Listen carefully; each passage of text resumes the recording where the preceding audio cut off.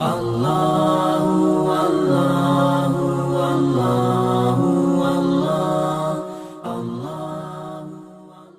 حضرت عثمان غنی رضی اللہ تعالیٰ عنہ کا محاصرہ کر لیا گیا اور یہ خلافت کا آخری آپ کا دور ہے، 82 سال کی عمر تھی اس وقت آپ کی، اور یہ تاریخ کا دردناک باب ہے کہ حضرت عثمان غنی پر 40 دن تک پانی بند رہا۔ وہ ایک منصوبہ تھا، 3 لوگ 3 مختلف شہروں سے چلے، مصر سے، کوفے سے اور بصرے سے، 1000 آدمی لے کر کے، اور مدینہ المنورہ میں پہنچ کر کے حضرت علی المرتضیٰ سے ملے، ام المومنین سیدہ عائشہ سے ملے، کبار اصحاب سے ملے۔ تو جو انہوں نے کہا تو انہوں نے ان کو کہا کہ نہیں، ایسی کوئی بات نہیں، فہمائش کر کے واپس بھیج دیا۔ حضرت عثمان غنی رضی اللہ تعالیٰ عنہ پر اقربا پروری کا الزام عائد کیا تھا، تو انہوں نے کہا کہ کوئی ایسی بات نہیں ہے۔ پھر یہ تھا کہ آپ نے کم عمر گورنر، کم عمر لوگ مقرر کیے، تو حضرت عثمان نے کہا کہ حضرت اسامہ بھی تو کم عمر تھے، حضور نے ان کو اگر مقرر کیا ہے تو یہ تو مثال ہمارے سامنے موجود ہے۔ لیکن یہ ایک منصوبہ تھا، اس منصوبے کے تحت یہ 3 جگہوں سے لوگ آئے تھے۔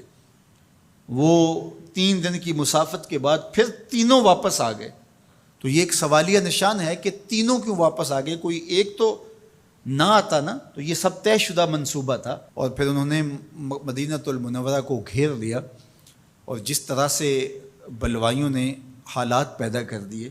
سید علی المرتضیٰ رضی اللہ تعالیٰ عنہ تو شہر مدینہ سے باہر تشریف لے گئے تھے، اور اپنے بیٹوں امام حسن اور امام حسین رضی اللہ تعالیٰ عنہ کو حضرت عثمان غنی کے دروازے پر مقرر کیا تھا کہ ان کو ضرر نہ پہنچنے دینا۔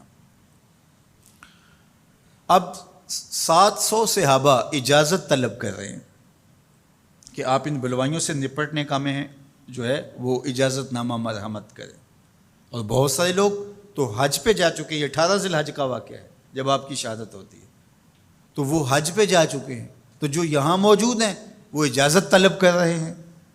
لیکن حضرت عثمان غنی رضی اللہ تعالیٰ عنہ نے کہا کہ نہیں، میں ایسی اجازت نہیں دوں گا۔ رسول اللہ صلی اللہ علیہ وسلم کا حرم شہر مدینہ لوگوں کے خون سے لالازار ہو، یہ میں اس کو گوارا نہیں کرتا۔ افواج موجود ہیں، اور دنیا کی تاریخ میں آپ کو ایسا نہیں ملے گا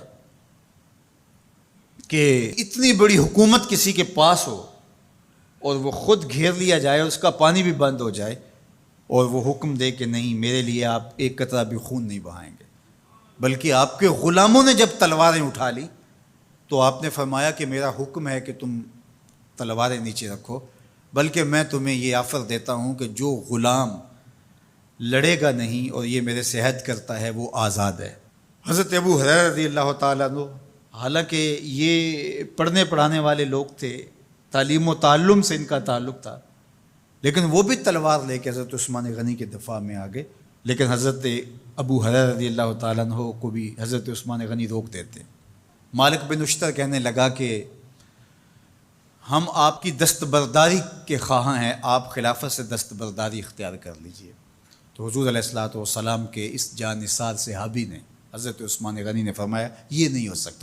دستبردار کیوں نہیں ہوئے؟ لگتا تھا یہ سب سے زیادہ آسان تھا، لیکن حضور نے ارشاد فرمایا تھا، اے عثمان، تمہیں اللہ ایک قمیض پہنائے گا، لوگ اس کو اتارنا چاہیں گے، تم کبھی نہ اتارنا۔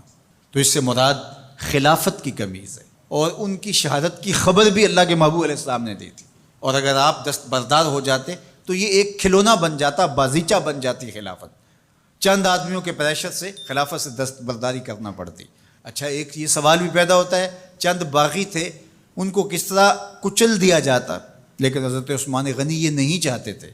ایک تو یہ کہ مدینے کی حرمت پامال نہ ہو، اور دوسرا پورے عالم اسلام کو آگ لگانے کا جو منصوبہ تھا، 3 مختلف شہروں سے 1000 آدمی لایا گیا ایک منصوبے کے تحت، اور انہیں لاشیں چاہیے تھیں، اور جو ان کے پیچھے کام کر رہے تھے نادیدہ ہاتھ، ان کا منصوبہ یہ تھا کہ یہاں سے مختلف سمتوں میں، یہ تینوں شہر مختلف سمتوں میں تھے، تینوں سمتوں میں جب لاشیں جائیں گی تو پورے عالم اسلام کو ہم جو ہے وہ خانہ جنگی کی آگ میں دھکیل سکیں گے۔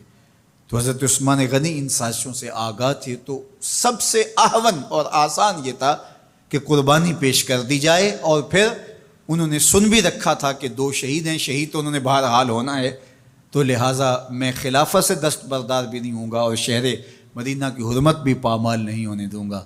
اور تیسری بات یہ ہے کہ میں خود مظلوم شہید کر دیا جاؤں، تو وہ آپ نے یہ گوارہ کر لیا۔ تو 18 ذوالحج تھا، جمعہ کا ہی دن تھا، اور حضرت عثمان غنی رضی اللہ تعالیٰ عنہ روزے سے تھے، عصر کا وقت تھا، قرآن مجید کی تلاوت کر رہے تھے۔ حضرت امام حسن، امام حسین اور حضرت عبداللہ بن زبیر اور دیگر لوگ آپ کے دروازے پہ پہرا دے رہے تھے، لیکن باغی پچھلے گھر سے دیوار پھلانگ کے آپ کے گھر میں داخل ہوئے اور تلوار سے وار کیا۔ آپ کی زوجہ حضرت نائلہ آگے بڑھی اور ہاتھ سے روکنا چاہا، آپ کی انگلیاں کٹ گئیں۔ پھر دوسرا وار کیا تو حضرت عثمان غنی رضی اللہ تعالیٰ عنہ کا دایاں ہاتھ کٹ کے گر گیا۔ حضرت عثمان غنی رضی اللہ تعالیٰ عنہ نے افسوس کیا اور کہا کہ تم نے وہ ہاتھ کاٹ دیا جس سے میں وحی کی کتابت کیا کرتا تھا۔ پھر اس کے بعد آپ پر 9 وار کیے گئے اور آپ کو شہید کر دیا گیا، اور آپ کا خون قرآن مجید پڑھتے ہوئے اس آیت پہ گرا، فَسَيَكْفِيكَهُمُ اللَّهُ وَهُوَ السَّمِيعُ الْعَلِيمُ۔ تو حضرت عثمان غنی رضی اللہ تعالیٰ عنہ مظلوم شہید کیے گئے، بھوکے اور پیاسے شہید کیے گئے، ظلماً شہید کیے گئے۔ حضرت عبداللہ بن عمر رضی اللہ تعالیٰ عنہ فرماتے ہیں کہ حضور فتنوں کا ذکر کر رہے تھے کہ فتنے ہوں گے، بہت بڑے فتنے ہوں گے، تو ایک شخص نے چادر اوڑھی ہوئی تھی اور وہ مجلس واعظ کے قریب سے گزرا جہاں حضور کچھ ارشاد فرما رہے تھے، تو آقا کریم نے اشارہ کر کے کہا اس دن یہ شخص حق پہ ہوگا۔ عبداللہ بن عمر کہتے ہیں کہ میں اٹھا اور جا کے دیکھا تو وہ حضرت عثمان تھے، تو میں نے حضرت عثمان کے چہرے کو پکڑ کے تھوڑا سا حضور کی جانب کیا اور میں نے کہا حاضہ حضور، یہ اللہ کے محبوب فرمایا ہاں یہی، جب فتنے ہوں گے تو فرمایا یہ حق پہ ہوگا۔ تو حضرت عثمان غنی رضی اللہ تعالیٰ عنہ حق کی راہوں کے مسافر، جنہیں حضور کی زبان سے شہید کہا گیا، اور شہید کسی کا انجام ہوتا ہے، تو حضور نے فرمایا یہ شہید ہوگا۔ شہید وہی ہوتا ہے جو بحالت ایمان اس دنیا سے راہ خدا میں اپنی جان قربان کرے۔ فرمایا فَإِنَّمَا عَلَيْكَ نَبِيٌّ وَصِدِّيقٌ وَشَهِيدَانِ، اے پہاڑ رک جا، تو جانتا نہیں تیرے اوپر اللہ کا ایک نبی ہے، ایک صدیق ہے اور 2 شہید ہیں۔ تو حضرت عثمان غنی رضی اللہ تعالیٰ عنہ عظمتوں کے مینار، اللہ اکبر۔ تو یہ حضرت عثمان غنی رضی اللہ تعالیٰ عنہ کا یہ کارنامہ تھا کہ آپ نے اپنی جان پیش کر کے امت کو جو ہے وہ فتنوں سے محفوظ کر لیا اور امت کو بچا لیا۔ حضرت عثمان غنی رضی اللہ تعالیٰ عنہ پہ کروڑوں رحمتیں، کروڑوں سلام۔ ہم آپ کی عظمت کو سلام پیش کرتے ہیں، عقیدتوں کا خراج پیش کرتے ہیں۔ حضور کی خدمت میں ایک جنازہ لایا گیا اور حضور سے عرض کی گئی حضور اس شخص کا جنازہ پڑھا دیجئے، تو حضور نے انکار کر دیا، کہا میں جنازہ نہیں پڑھاؤں گا۔ تو صحابہ نے عرض کیا یا رسول اللہ، کبھی ماضی میں ایسا نہیں ہوا، جب بھی کوئی جنازہ لایا جاتا ہے تو آپ جنازہ پڑھا دیتے ہیں اور آپ نے آج انکار کر دیا ہے؟ تو فرمایا یہ شخص میرے عثمان سے بغض رکھتا تھا اور اس کو اللہ نے بھی اپنی رحمتوں سے محروم کر دیا ہے۔ حضور نے اس شخص کا جنازہ نہیں پڑھایا جو مبغض عثمان غنی رضی اللہ تعالی عنہ۔ تو اب آپ اندازہ کیجئے وہ کتنا بدبخت شخص ہے جو حضرت عثمان سے بغض اور دشمنی رکھتا ہے۔ حضرت عثمان غنی رضی اللہ تعالی عنہ سے اللہ کے محبوب علیہ السلام نے کتنی خوبصورت ارشاد فرمائی، میں اس سے حیا کیوں نہ کروں جس سے اللہ کے فرشتے بھی حیا کرتے ہیں۔ یعنی عثمان غنی وہ ہیں جس سے اللہ کے فرشتے بھی حیا کرتے ہیں، اور جو عثمان غنی کا حیا نہیں کرتا اس سے بڑا بے حیا کون ہو سکتا ہے۔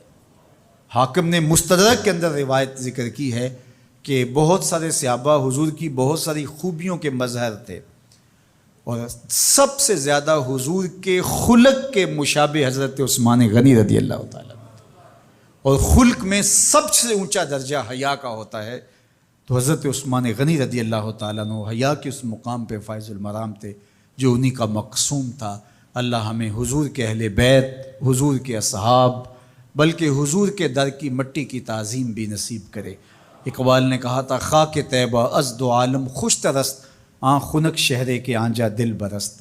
ہمیں تو طیبہ کی مٹی بھی اچھی لگتی ہے اس لیے کہ وہاں محبوب جو رہتے ہیں، تو محبت تو اس چیز کی متقاضی ہوتی ہے، محبوب کی راہوں کو بھی سلامی پیش کی جائے۔ تو جو حضور علیہ السلام کے ساتھ منسوب اتنی وقی نسبتیں ہیں، ان کا احترام کیوں نہیں کریں گے؟ تو حضرت عثمان غنی تو داماد رسول ہیں، حضرت عثمان غنی تو ذوالنورین ہیں، حضرت عثمان غنی تو حضور علیہ الصلوۃ والسلام کے محبوب اور حضور علیہ الصلوۃ والسلام کے پیارے ہیں، ان کو جنت کی بشارت دی گئی ہے، عشرہ مبشرہ میں سے ہیں، 4 جلیل القدر خلفاء میں ان کا نام شامل ہے، اور پھر حضور کی 2 صاحبزادیاں ان کے نکاح میں آقا کریم نے ان کو شہید خود قرار دیا، اور میرے اور آپ کے آقا و مولا نے کہا آج کے بعد کوئی عمل عثمان کو نقصان نہیں دے گا، اور کہا عثمان سے میں حیا کیوں نہ کروں، اس سے اللہ کے فرشتے بھی حیا کریں۔ رحمت کا گہوارہ ہے یہ برکت والا ماہ رحمت کا گہوارہ ہے یہ برکت